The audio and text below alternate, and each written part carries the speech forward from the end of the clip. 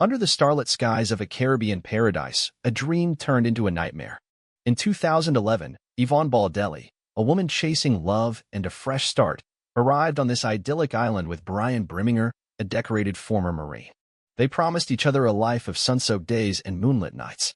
But beneath the surface, a sinister secret was unraveling, a web of lies, betrayal, and unimaginable violence. When Yvonne vanished without a trace, her family's desperate search uncovered a chilling truth. The man she loved was hiding a monstrous double life.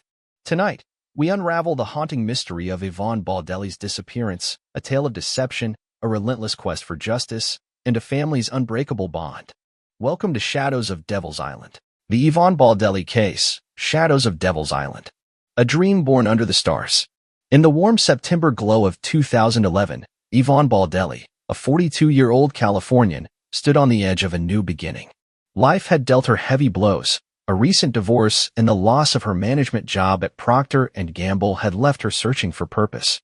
Then came Brian Brimminger, a 37-year-old former Marine whose charisma and decorated past captivated her. With his chiseled features and tales of serving in the color guard in Washington, D.C., where he posed for photos with President George W. Bush at the White House, Brian seemed like a beacon of hope. To Yvonne, he was more than a partner. He was the promise of a vibrant future. The couple decided to leave their old lives behind and chase a dream in Panama, settling on Carenero Island in the Bocas del Toro archipelago. This tropical haven, with its turquoise waves, swaying palms, and affordable lifestyle, felt like paradise. Yvonne packed 2 sewing machines, envisioning a boutique business crafting swimsuits for tourists. Brian, clutching his guitar, dreamed of serenading crowds at local bars. Their loyal dog, Georgia May, completed the picture as they moved into a modest wooden house by the sea, where starlight danced on the water each night. Yvonne's emails to her family painted a rosy portrait. "We wake up, run along the beach, and swim in the ocean every morning," she wrote to her sister, Michelle Valenzuela. Photos showed Yvonne's radiant smile, her eyes sparkling with joy. Her father, Jim Faust, cherished these updates, closing his eyes to imagine his daughter thriving in this idyllic setting. Her stepmother, Lillian, and niece, Lauren Bayer, shared in the excitement, believing Yvonne had found her slice of heaven. But beneath the starry Caribbean skies, a storm was brewing, one that would shatter their dreams. The facade begins to crumble. Carenero Island, with its postcard-perfect beaches, hid a darker underbelly. The expat community and locals soon noticed cracks in Yvonne and Brian's seemingly perfect romance. Joan and Stephen Crabtree, owners of the Cosmic Crab Resort, a funky waterfront bar where Brian performed, observed the couple's heavy drinking.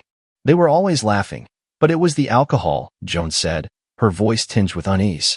Penny Tom, who ran another local bar, echoed this, noting Brian's drunken antics. His guitar strumming was passable, but his singing, likened to a hound dog wailing on a porch, drew more jeers than applause. Frustrated by criticism, Brian's temper flared, casting a shadow over his performances. More troubling were the signs of violence. Jeff Salzman, a bar owner, recalled a chilling encounter with Yvonne. "She had a black eye, swollen cheeks, and bruises across her face," he said. Yvonne tried to conceal the marks with heavy makeup or by avoiding eye contact, but her fear was palpable. Maria Gomez, a friend who met Yvonne at a karaoke night, heard her sobbing late at night in their rented house. When pressed, Yvonne whispered, "It's just an argument, nothing serious," but her trembling hands told a different story. Other islanders reported seeing Brian berate Yvonne in public, grabbing her arm or dragging her away from gatherings. One witness, a fisherman named Carlos, saw Brian shove Yvonne against a wall during a heated argument, his voice dripping with menace. Unbeknownst to Yvonne, Brian was entangled in a web of deception. Before moving to Panama, he had a relationship with Kristen Werkhoven, a White House employee who gave birth to his daughter in 2010. While sharing a life with Yvonne on Carenero, Brian secretly emailed Kristen, promising to return to California to build a family with her and their child. These messages never mentioned Yvonne, as if she were a ghost in his life. Brian's double life was a ticking time bomb, and Yvonne was standing in its path. On November 26, 2011, Yvonne and Brian were last seen dining at a restaurant in Bocas del Toro. Yvonne wore a floral dress, her smile strained as she sat across from Brian, whose eyes darted nervously. That night, under the island's starry sky, Yvonne vanished. Her email stopped. Her calls ceased. The silence was deafening, and her family's unease grew with each passing day. A web of lies unravels. By mid-December 2011, Michelle Valenzuela's worry turned to dread. Then came a text from an unfamiliar number. It was Brian, requesting to retrieve his pickup truck in Los Angeles. Michelle was stunned to learn he was back in the U.S. without Yvonne.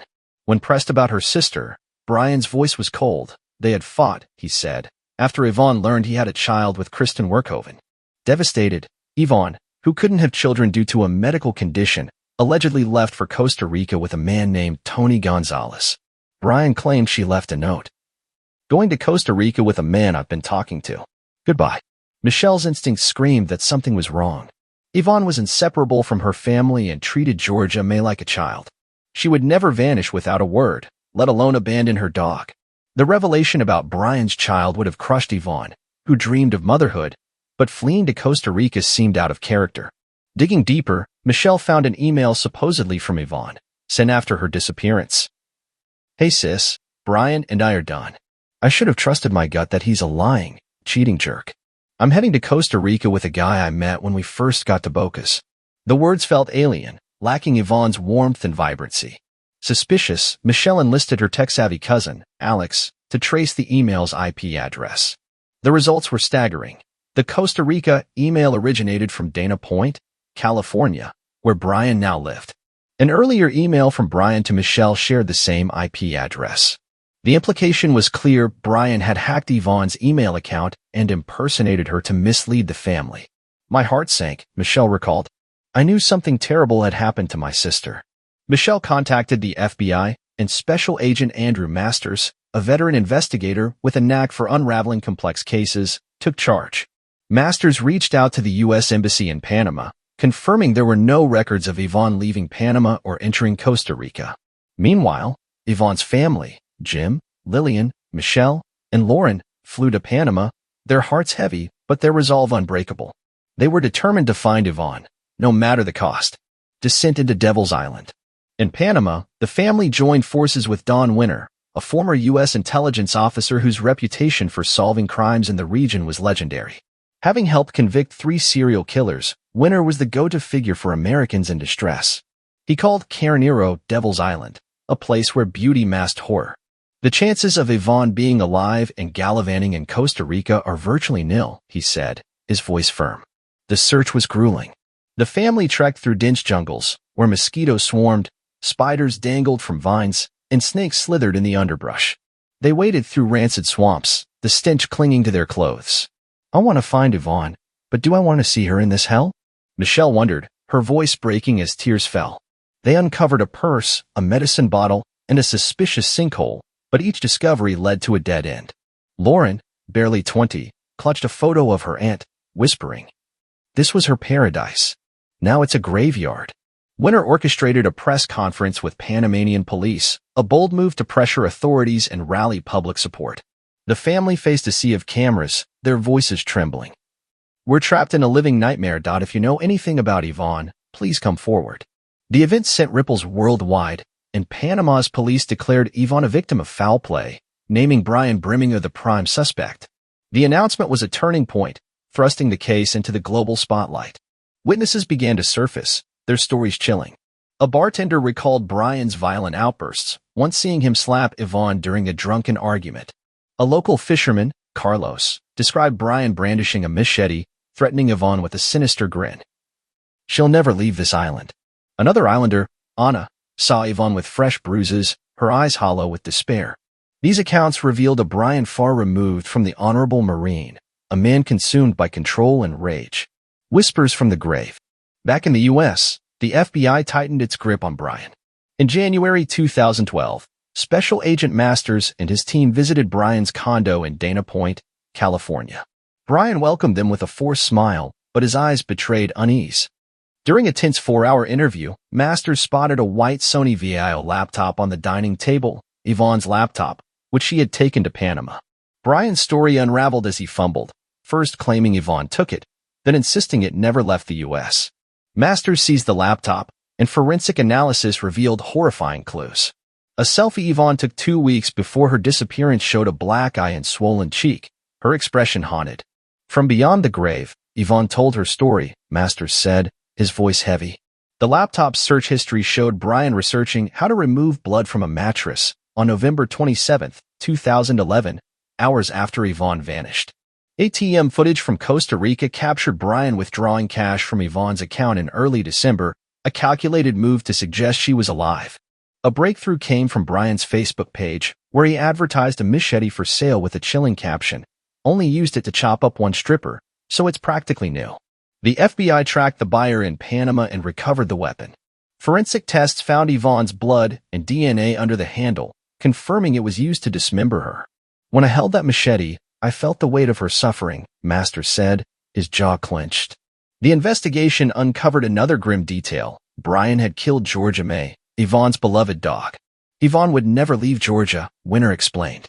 If the dog was found, Brian's Costa Rica story would collapse. Brian had dumped Georgia's body in the sea, along with a blood-soaked mattress from their rented house. Each piece of evidence tightened the noose around him, but the most devastating discovery was yet to come. The jungle's secret. In August 2013, nearly 2 years after Yvonne's disappearance, a local worker clearing brush on Carenero Island stumbled upon a green military-style duffel bag hidden under dense foliage on a hillside. Unzipping it, he recoiled at the sight of a human skeleton. The remains were sent to a lab in Panama City, where DNA analysis confirmed they belonged to Yvonne Baldelli. The autopsy painted a gruesome picture.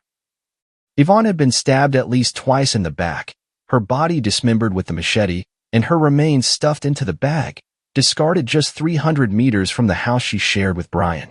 Further examination revealed Yvonne endured brutal abuse before her death. Fractures on her skull and ribs suggested repeated beatings, and faint bruises on her bones told of a prolonged ordeal. "She lived in a nightmare before she died," the coroner said, his voice somber. The discovery shattered Yvonne's family, but it also ignited their resolve. "We found her," Jim Faust said, his voice cracking.